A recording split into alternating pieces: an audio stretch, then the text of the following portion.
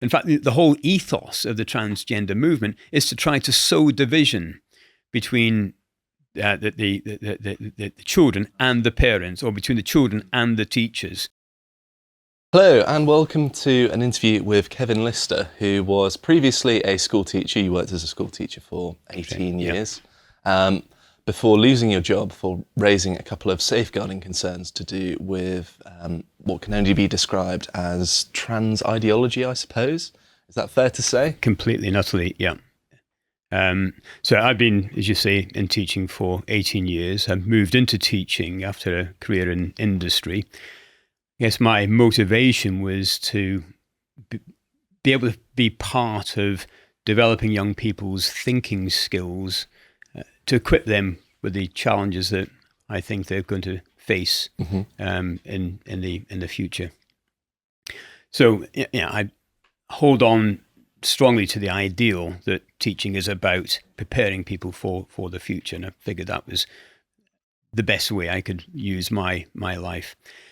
So move on 18 years in education. I find myself in a bizarre situation where I have a female student who tells me at the beginning of the year, around about this time last year, September 2001, that she wanted now to be referred to as a male. And my first response to that was to raise a safeguarding concern and check that we had parental consent.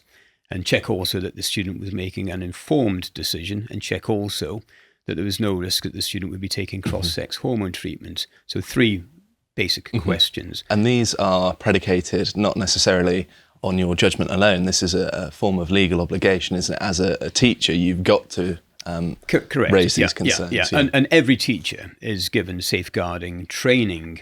One of the things that safeguarding training says is that if you see a big change in the student, especially if that student is having other issues that you may perceive, then you raise a safeguarding concern.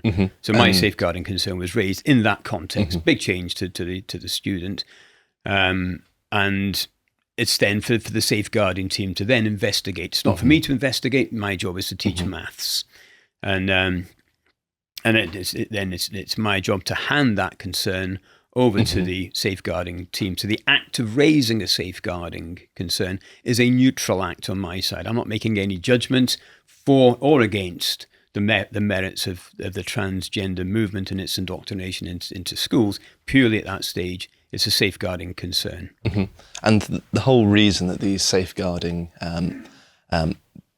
the safeguarding exists at all is that you're meant to be looking out for the welfare of the child in question, because you've identified some sort of symptom that's indicative of a greater problem, potentially at least. It's not for you to evaluate it, but you see something that you've been instructed to watch out for, and then you notify the relevant authorities, and it seems like you were the one that has gotten in trouble for that, for essentially doing what you're both morally and legally obligated to do. Exactly. So in the process of raising a safeguarding concern, there are a number of factors that can be causing a safeguarding risk to a student. Again, as I say, it's not for me to judge what those factors are, just merely now that there is a risk of those factors arising and developing. Now, when I raised a safeguarding concern, the thing I wanted to see was if we had parental consent. And so I went down to the safeguarding team about a week and a half after I raised a safeguarding concern to see if they had spoken to the parents and if they'd raised the issue with the parents. I was dumbfounded to be told that they were not going to speak to the parents at all. It didn't matter how much I persuaded them that this needed to be done. So I explained to them that there was a Swedish study in 2010 which indicated extremely dire consequences for people who were trying to pursue the transition agenda. None of that was listened to or taken care of. What they basically said was, we're not going to contact the parents. The only reason that they would not contact the parents, as it subsequently came clear to me later on, is that they do not want to out a student to the parents. Now, that guidance basically comes from the transgender community that's operating within the college. So the college policy and philosophy is dictated by the transgender community in the college, and also in the wider Swindon area as well. So suddenly you've really got things falling to pieces, big style, that we've got an outside organization, which is effectively a grooming organization, operating within the schools and operating effectively as where the schools are basically operating as an agent of these organizations, the schools which are there supposed to be treating and teaching truths and doing it in a safe environment, paid for by the taxpayer as part of the development of civilization, is being completely subverted by these organizations. And these are groups like I think Stonewall and Mermaids. These are both groups that have received taxpayer money as well. Yeah, that's right, and it's a really good. I'm glad you brought that up. The way that this thing has been funded. We really need to stop and sit back and think exactly what is happening and how this has come to be. So first of all, raising Stonewall and Mermaids. All the transgender doctrine and documents and help that the college gives to gender questioning students is to direct them down to these organizations like Mermaids, like Gendered Intelligence, like Stonewall, and so forth. And over the last week, we've seen the safeguarding risk that comes from places like Mermaids, where they have chat rooms where students, young people, are encouraged to exchange information, how they can get online testosterone and medication and cross-sex hormone treatment. So it's a massive safeguarding. It was only recently that we covered the fact that, I believe it was Mermaids, they were saying that they were willing to provide something known as a chest binder, which is basically meant to bind the chest to prevent it growing any further. They were willing to provide them to children without the parents' knowledge, exactly. So sort of discreetly, rather than actually going through the parents, which is obviously both the legal and moral means of doing something like that. Yeah. Although I don't think that can ever be moral, really. Yeah, and that's the first step in the progression. So you can encourage young people to have chest binders, then it's easier then to encourage them then to take cross-sex hormones. It's easier then for them to move on to the next stage of as soon as they're 18 or even younger in some cases to get the breasts removed. So the chest binders are highly damaging in themselves, but it's the fact that they then enable the next stages of progress. But the thing I did want to sort of touch on was the point that you just raised about Stonewall, Mermaids, receiving so much government funding, either directly or indirectly, over the last sort of 5 years or so. And when you look at the way that these organizations have been funded versus the way other organizations have not been funded, then there's a real strange dichotomy. And by that, I mean, if you look at things like the sustainability agenda in schools, if you go right back to, say, around about 2009, 2010, Ofsted had the idea, round about then, that they should incorporate sustainability onto the education curriculum. No one really knew what sustainability was. It sounded good, and everyone tried to go along with it. And Ofsted said that when they came to inspect schools and review them, they would be looking to see sustainability was incorporated into lesson curriculums. And no school actually got downrated by Ofsted for not doing so, but it was a kind of nice exercise in moving that. And it did introduce some ideas of sustainability onto the curriculum. Things move along a little bit. Greta Thunberg gets going. We have school strikes in Sweden, some school strikes in the UK. We have Extinction Rebellion, and young people are encouraged to join that. And the end result was that achieved nothing. There's been no change in policy on climate change or sustainability, and there was never any funding for any of the organizations that were trying to support students and educate students down these particular routes.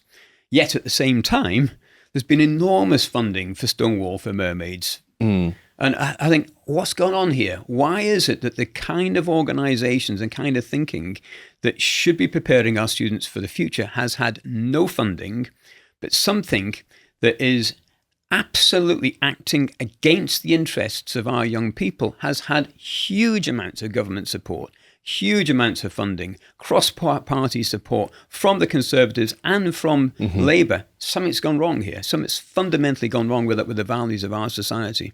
Well, it's my understanding that these sorts of organisations, were they left to fend for themselves, they wouldn't have nearly as much funding and reach as they have now, with being funded by more or less both sides of the aisle in politics. I mean, there is no opposition, as you say, from both left and right in Parliament. They're more than happy to go along with this. And I think what's likely to happen, unfortunately, isn't that these organisations are going to be exposed for what they are. It's going to be that their worst excesses are going to be curtailed, and they're going to live in a sort of reformed way in the education system without really changing their modus operandi. They've just curbed perhaps the most egregious things, which is a shame, but I could certainly see it going on, because at a political level, attacking these sorts of organisations is really opening yourself up to criticism, and I think that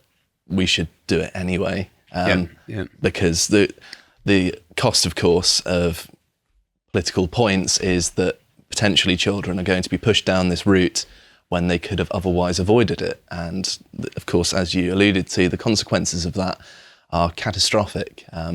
Many of the medical treatments, as we're seeing with many of the lawsuits taken out against the Tavistock Centre, which is the gender clinic in Britain, the main one at the very least.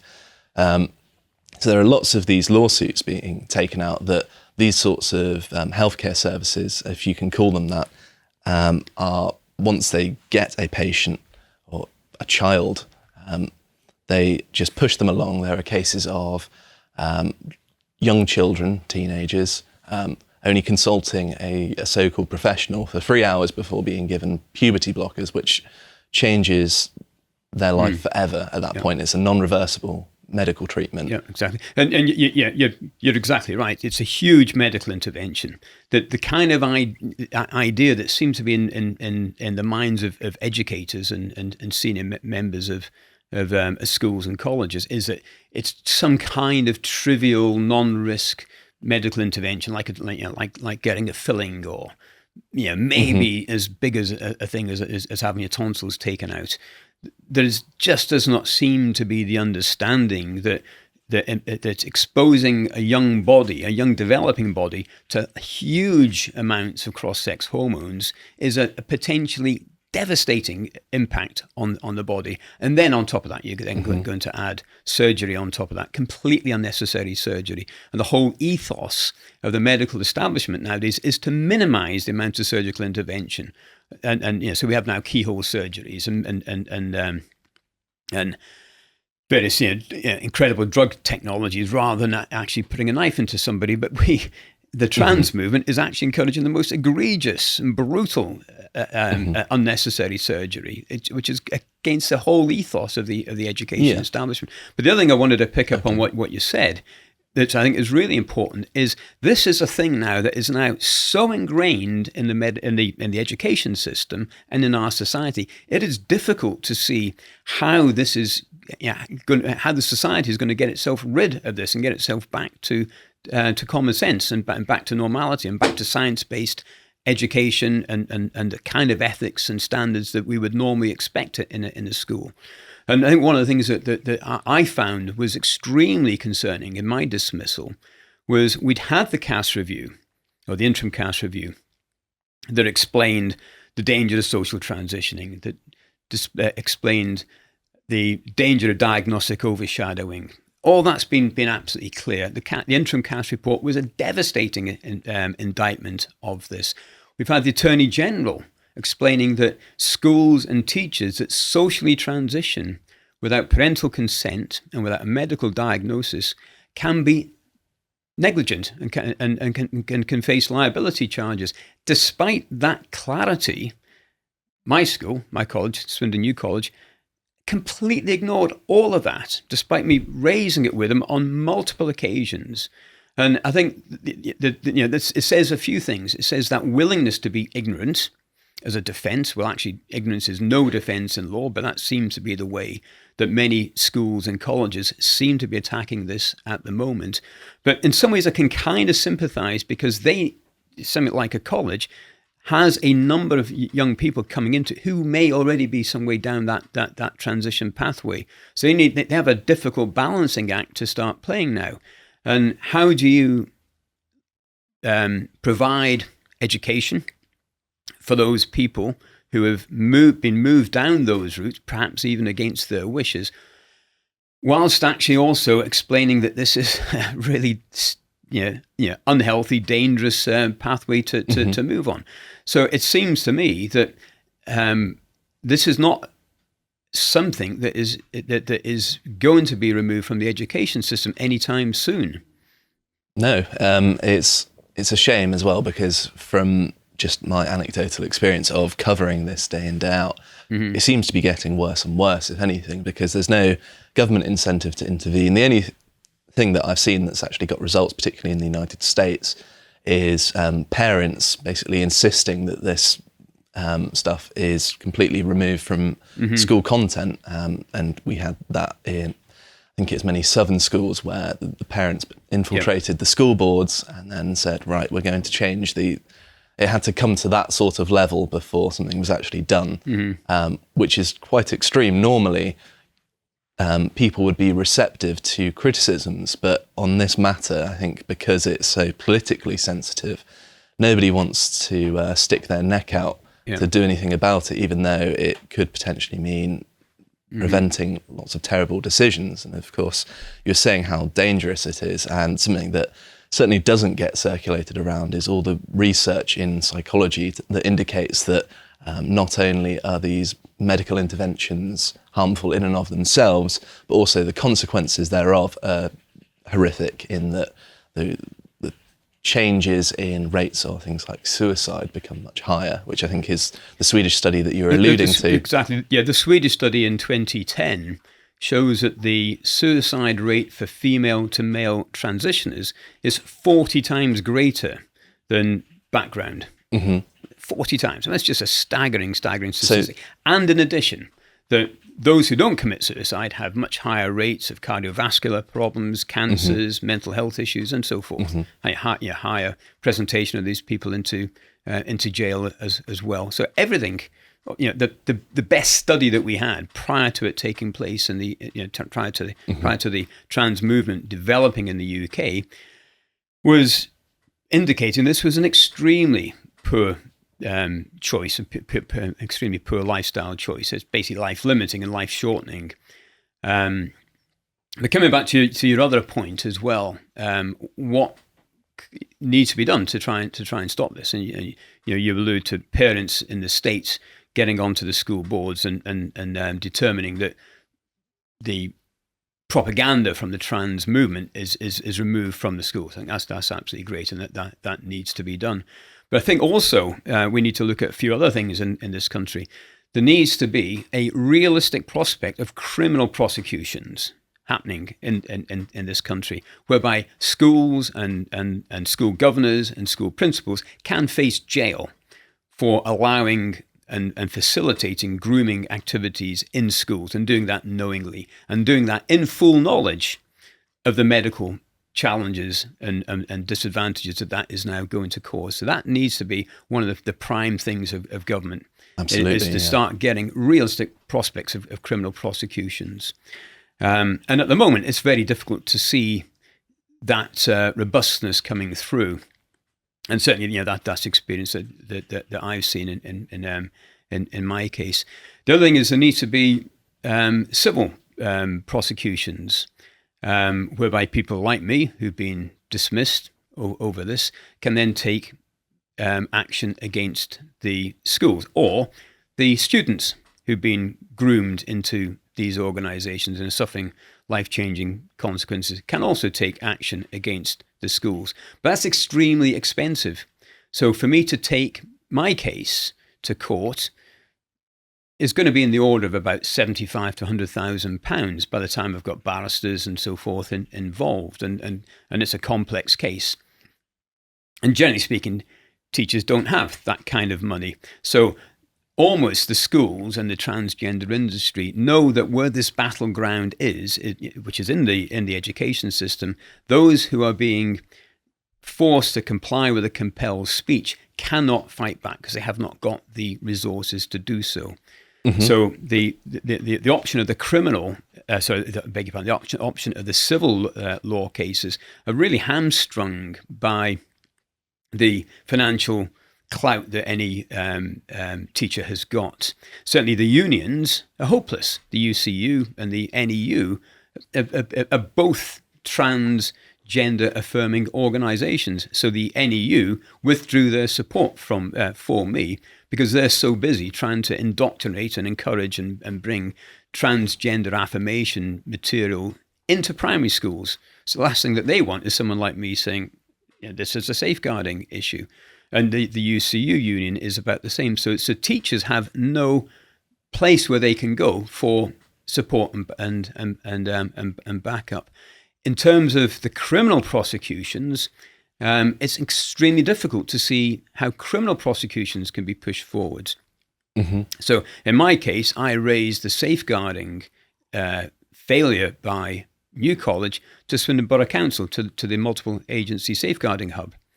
And what's effectively happened is that the Swindon Council has been pushing the trans agenda into schools in this area since about 2009, 2010. So, for example, New College's transgender gender reassignment policy was written in 2009, even before the Equality Act. So this area has had about nearly 13 years of transgender indoctrination in the schools by the Swindon Borough Council. So I then go to the Swindon Borough Council and say that the college has failed to investigate the safeguarding. Well, what do? They do nothing.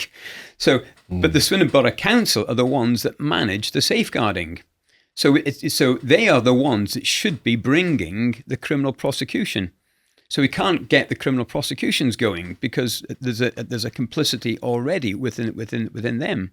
So all the things that should be in place to try and bring legal constraint on this are all in some way undermined. All the support that teachers should be able to get is in some way undermined. Yeah, it seems like they're undermined largely from politics as well, which is a shame really, because you'd think that something like a safeguarding service would be apolitical. Apparently that's not possible. Yeah, exactly. Yeah, and of the two parties at the moment, we need to look at how we get out of this. Which party is likely to push us, out of, or to lead us out of this morass that we seem to be getting in. At least the Conservatives, are actually a little bit further ahead in that place than Labour. The Conservative leadership and the Conservative Party in general can quite happily say what a woman is. The Labour Party at the moment cannot. Keir Starmer has not yet equivocally said that a woman is a person without a penis. We are still in that bizarre place with the Labour Party, and it's an enormous tragedy because whilst the left cannot be clear on their position on this, what it's actually allowing is the extreme right, basically a free pass. There's huge numbers of women who will not vote for Labour and Lib Dem, who used to vote for Labour and Lib Dem happily in the past, and they are now floating voters. So suddenly the opposition is in turmoil. And what this country needs, and what history has shown that this country always needs, is good opposition. Without good opposition, you do not get good governance. And this has been a heaven-sent opportunity to destroy the left. It's completely torn the Green Party apart. It's completely torn the left of the Labour Party apart, and it's just a godsend for the right. Yeah, well, it's a shame that it hasn't been capitalised on. I know there were certainly people in the Conservative leadership race that spoke a great deal about these sorts of issues. I know that Kemi Badenoch was one of the cases where she was pretty good on these sorts of things being in school. She was one of the people that tried to get rid of equity and diversity training from governments and civil service run institutions. So she's pretty hot on this sort of cultural, I don't know what to call it really, but the cultural equality. Yes, that sort of thing. So that there are people within the Conservative Party that are willing to tackle these problems, but unfortunately it's not good for winning votes to tackle these sorts of controversial things. And it's a shame really, because it is something that could easily be addressed in normal times. Of course, the evidence is out there. It's just a matter of getting enough people on side. And I think that recapturing these institutions, getting the parents on side, really informing them what's going on in schools. And I'm sure that there'll be many concerned parents who this has gone straight over their head. I mean, you don't send your children to school and think that they're going to inherit some sort of, what the diagnostic manual for psychology would describe as a mental illness. Obviously, I'm not trying to get you to agree to things like that as a former teacher, but it's very concerning that something which in psychology is known as gender dysphoria, this is the underlying condition that seems to underpin actual transgender people's thinking. And in psychology, this is seen as one of the most debilitating disorders that there is. There are things like schizophrenia, obviously, that are very bad, but then when we come to the treatment, we don't affirm what the person believes. We say, okay, you're hearing voices, they're not really there, we're going to try and help you out. And the approach is inverted here, whereby the delusions of, in this case, children are being affirmed by adults who have a certain amount of authority to tell them what is right and what is wrong. And the amount of harm that can be done here is staggering. It is. You're absolutely right. It is beyond me to understand. Yeah, I'm a humble maths teacher. I'm not a doctor or a psychiatrist, but I look at this as a humble mathematician, thinking, what has happened here? This is the pathway that we've taken down. This is so divergent to everything else. So, for example, if we have someone with anorexia coming into a classroom, we would raise a safeguarding concern if there's not one already raised. And we certainly would not expect the college to put that anorexic person who sees themselves as fat on a diet to lose even more weight. We would have them sectioned. They would be investigated by CAMS. We'd have them on feeding programs and so on and so forth. That's exactly the point I want to draw attention to, is that in lots of other areas where safeguarding is important, you have one philosophy, and then for the case of transgenderism, there is a completely different underlying philosophy informing the safeguarding decisions. That's right. And so with the trans, as soon as you wake up in the morning thinking that you're in the wrong body, then everybody has to move in lockstep with your new thought, as a child's new thought. That is crazy. But the next question then that it leads on to is, who is driving this?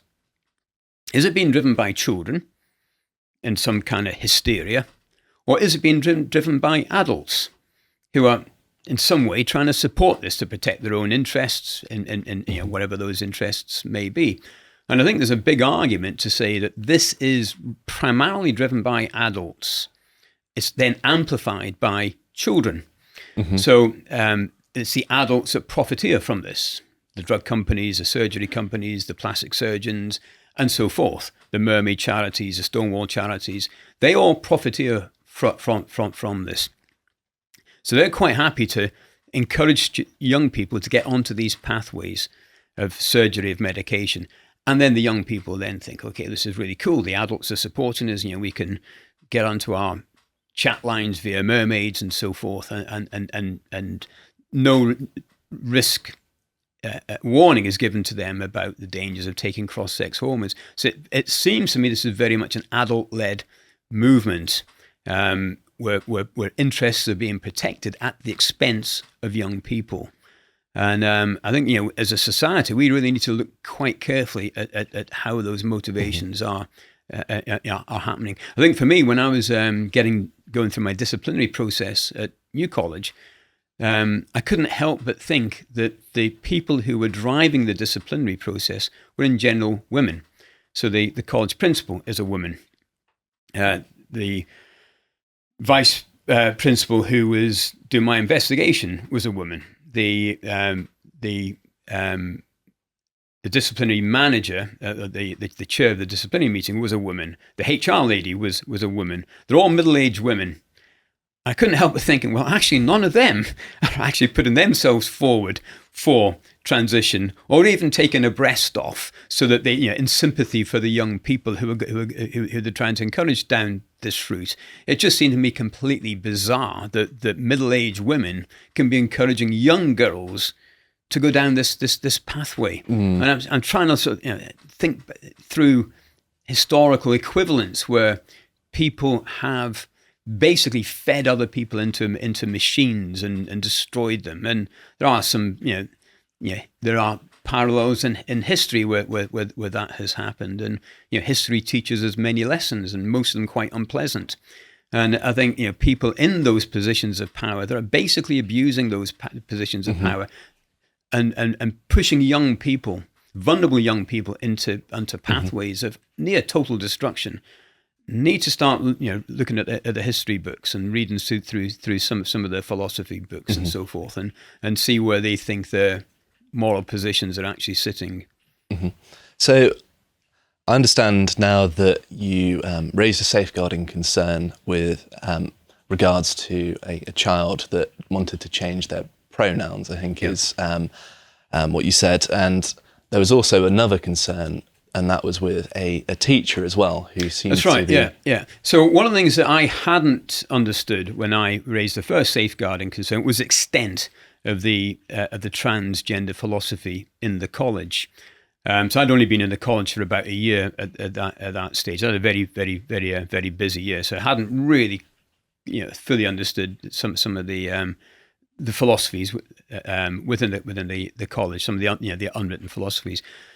So time progresses along. In February this year, February 2022, 4th February, we have a training session on transgender awareness. So I thought, well, I've got a transgender student. I'm very concerned about her safety. I'll go along to the session. And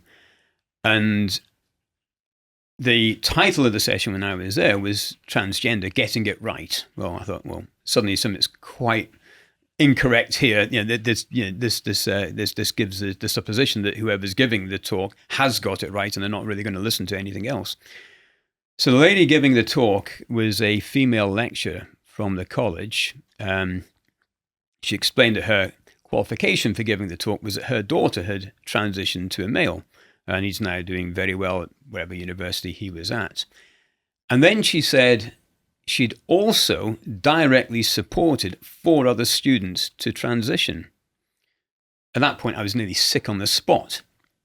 It suddenly occurred to me what was happening, that my student, who's moving down and thinking along these pathways, has been told by safeguarding. The only thing that safeguarding told me was that she could go to college counselling if she wanted. I suddenly realised that any college counselling is most likely going to be down towards some highly transgender biased and focused direction. So I was hugely concerned in the presentation. So I interrupted her and said, what's the chance of a false positive, that you diagnose somebody as being in the wrong body, and they're not actually in the wrong body, and that person then moves on to an irreversible medical pathway of drug treatment and surgery. And that precipitated quite a heated debate in the training session. First of all, she tried to say, well, you can't do that. That there's so many checks and balances that you can't, you are a transgender person. You can't just be made transgender. I said, well, that's rubbish. There's already thousands of detransitioners online. There's no evidence at all to support the thinking process through this, and things are already starting to go bad. So that precipitated a bit of a row. Of course, that's nonsense, because there's the case of, I think her name is Kira Bell. Yeah, exactly. Who's suing the Tavistock Centre. Exactly, yeah. And I raised that case at the time. So it was just complete rubbish that she was talking. Then another chap intervened to try and support her, to say that that it's not necessarily irreversible, that there's different levels of transition that you can go through. I said, well, that's rubbish. I said, the end objective of this is a double mastectomy in women and a penis removal in men. And to the best of my knowledge, these don't grow back again. It is irreversible. So for my efforts there of trying to bring some normality into that, they complained to me, to the college management, that I was being transphobic and being over-focused on biology and not listening, being prepared to listen to them and so forth. It was bizarre. But I also immediately raised a second safeguarding concern, that we had teachers in the college who were actively encouraging students to transition. And it wasn't just what she said. She then sent a PowerPoint around, which again confirmed in writing of the number of students that she had transitioned, or in her words, had directly supported. Now, I don't know how far she had gone in terms of that direct supporting. But as a minimum, I would expect that she's probably directed them towards organisations like Mermaids, like Stonewall and so forth, who can then move the students quite quickly onto the next stage of the pathway. She explained to us in the presentation that we need to watch out for symptoms such as early menopause, whereby the female to male transitioning students are on cross-sex hormones, and the early menopause is one of the symptoms that we should be looking out for, where they can be irritable and stressed as they're going through that change. So she certainly had expectations that she was going to get them onto a pathway that was going to involve having cross-sex hormone treatment. So I then raised that as a safeguarding concern, a second safeguarding concern. I didn't use the word grooming. I didn't want to be too controversial in that, but I raised quite clearly that there was a serious ethical and legal concern that the college faced with regards to this. That was dismissed by the college as a difference of opinion. That's ridiculous. It's unbelievable. It was absolutely unbelievable. I just couldn't take it in at all. So in terms of how it affected me on my disciplinary process, I'd had the complaints made that I was raising transphobic comments in a training session. My questions about the false positive was allegedly alleged by the college to be a transphobic comment. In the final disciplinary, in the review of the final disciplinary, they dropped that as an accusation against me, probably because they knew they were on such dodgy grounds themselves. But still, their position still seems to be that they are still just thinking this as a difference of opinion. As best as I can see, they have not investigated that safeguarding concern with any degree of rigour. The Swindon Borough Council haven't, as best as I understand, haven't yet investigated the college with any degree of rigour for the grooming activities that are happening within the college. As I said before, there's that conflict of interest that's stopping that. The policies for gender reassignment are still on the college website that have been written in conjunction with the transgender community. The diversity report that the college has got, which expounds how diverse and inclusive the college is, still has a paragraph 27 in it, which boasts about how many transgender students that they've got and all the work that they are doing to try and encourage transgender students. The college is basically trying to build up its diversity credentials by encouraging students to transition. So nothing has changed, in as best as I understand, not that I'm at the college anymore, but nothing has changed in the college as a consequence of that safeguarding concern that I raised. Which is just insane to me, because there are many perfectly valid avenues of research that have found that there are lots of reasons for someone to want to transition. Not all of them are gender dysphoria. And although I would contest that even people with gender dysphoria should seek treatment rather than affirming this belief, things like particularly women with autism, they're very predisposed towards this ideology. There are lots of other conditions as well, say people with learning disabilities, other people, and particularly children who are less established as being able to understand this sort of thing and to make these informed, mature decisions about the direction of their life, there are plenty of other reasons that they might go down this route, that safeguarding could otherwise prevent them from making a mistake, and that's not being done. That's the importance of these concerns in the first place, isn't it? Exactly, yeah. And there's all sorts of reasons that somebody might pursue this course of action. And one of the things that has been talked about a lot is autistic children. Initially, it was the male to female transitioners. Now it seems to be the female to male transitioners. But again, I'm not a doctor, but I have taught a lot of students who are transitioning over the years. But in the sample that I've seen, I have not seen great evidence of autistic children moving down these pathways. So I personally think that the debate about autism is overplayed. I think, to me, what I see is vulnerability. It's the students who are vulnerable in some way, socially, at home, from whatever. I generally, in my sort of gut reaction to this, it is those students who are in some way vulnerable, whatever that is, that are the ones that are getting picked off by these organizations. Yeah, if you've got a strong and loving family and good solid friendship groups that are not captured by these ideologies, then you've got that natural pullback from the attraction towards it. But if that part of your social network is fractured and weak, then you're much more likely to be dragged into these organizations. In fact, the whole ethos of the transgender movement is to try to sow division between the children and the parents, or between the children and the teachers. Well, it sets up the dynamic to be antagonistic from the start. I've seen lots of literature given to children that says it advises them either to conceal what they're doing to themselves and press on with it anyway, or to be prepared that their parents are going to be antagonistic, and then these resources direct them to areas where they can carry on without parental consent, which raises many questions all on its own, doesn't it? In terms of both legality and morality. Yeah, exactly. And it's tough enough nowadays for people to be parents. Families are struggling with cost of living crises across the country. Family breakdown is becoming more common. Housing conditions are getting worse and worse. The NHS is struggling, so health issues go unaddressed. So life is getting tough for kids, and more kids are going to be more and more vulnerable.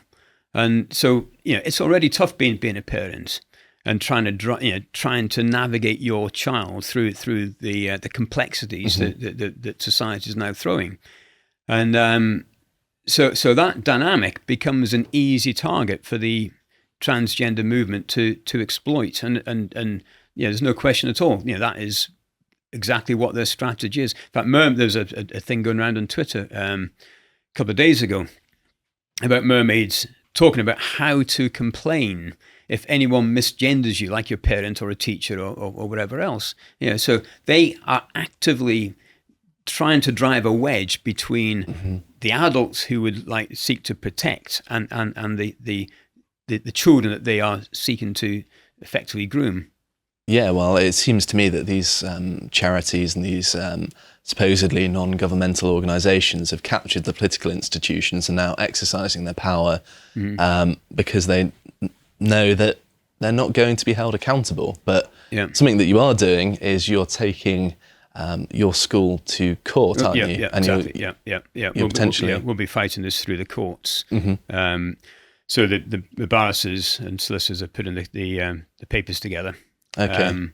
We'll then start a fundraiser. We've got legal cover for it.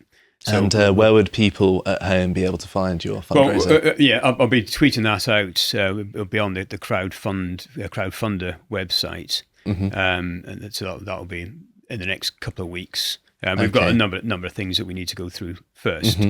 So my solicitors need to agree the wording on that. They've been on holiday this week, but that'll be coming up soon. Okay, well, best of luck with that anyway. Thank you very much. As far as I'm concerned, you haven't done anything wrong, and quite to the contrary, you've done everything right there. Exactly. I've followed the safeguarding procedures. I've followed my understanding of the Children's Act. I've followed my understanding of what I would expect to be done as a parent.